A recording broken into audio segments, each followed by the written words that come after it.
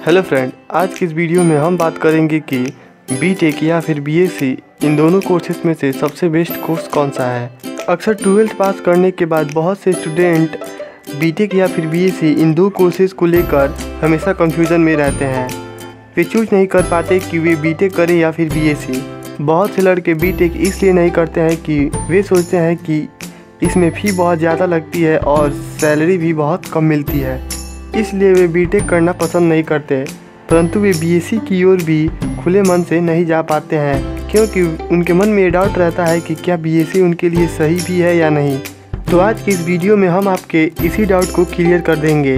हम कुछ ऐसे पॉइंट्स के बारे में बताएंगे जिनसे आप खुद ही ये डिसाइड कर पाएंगे कि बीटेक सही है या फिर बीएससी। तो चलिए वीडियो को बिना लंबा किए वीडियो को शुरू करें।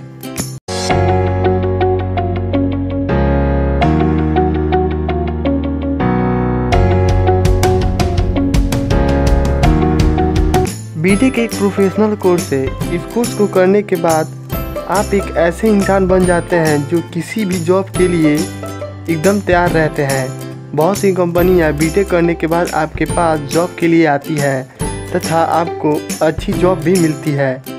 अब बात करें बीएससी की, तो बीएससी भी एक प्रोफेशनल कोर्स है, लेकिन इस कोर्स को करने के बाद आपको इतनी अच्छी जॉब नहीं मिलती जितनी बीटेक करने के बाद मिलती है।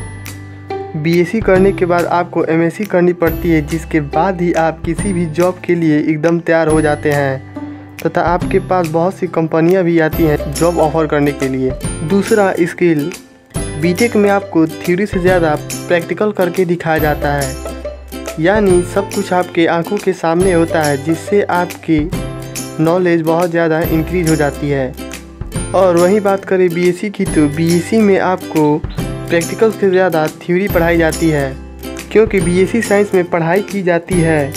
बीएससी में चीज़ों को परखा जाता है तथा उनका अवलोकन किया जाता है। बीएससी करने के बाद आप रिसर्चर बन जाते हैं। बीएससी का जो सिलेबस होता है वो बीटेक के मुकाबले बहुत आसान होता है। तीसरा, टाइम, यानी कि किस कोर्स को करने में सबसे ज़्यादा समय लगता है और किस कोर्स को करने में सबसे कम।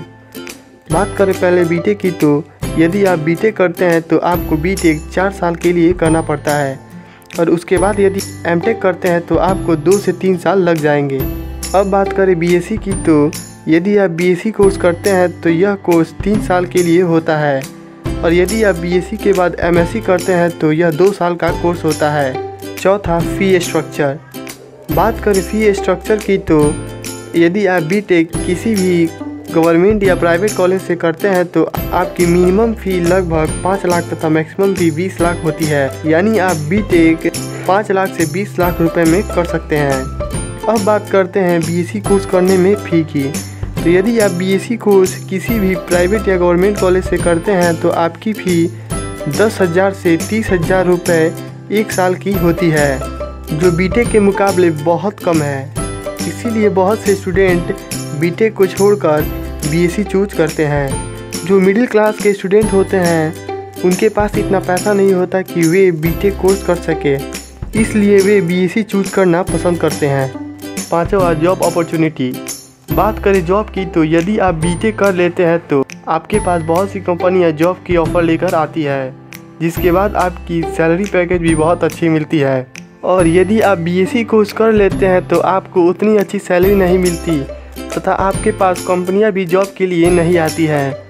लेकिन यदि आप बीएससी के बाद एमएससी करते हैं तो आपके पास बहुत सी कंपनियां जॉब के लिए आती है तथा आपको एक अच्छी हाई पेइंग सैलरी वाली जॉब मिल जाती है। छठा, सैलरी। अब बात करते हैं सैलरी की, तो यदि आप बीटेक कोर्स कर लेते हैं तो आपकी सैलरी 4 लाख से 12 लाख रुपए 1 साल की होती है।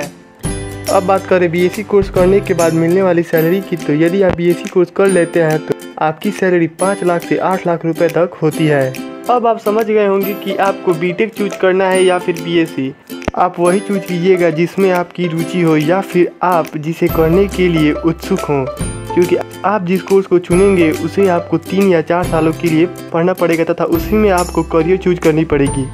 उम्मीद करता हूँ ये वीडियो आपको पसंद आई होगी तथा इस वीडियो ने आपकी थोड़ी भी मदद की हो तो वीडियो को लाइक तथा शेयर करें।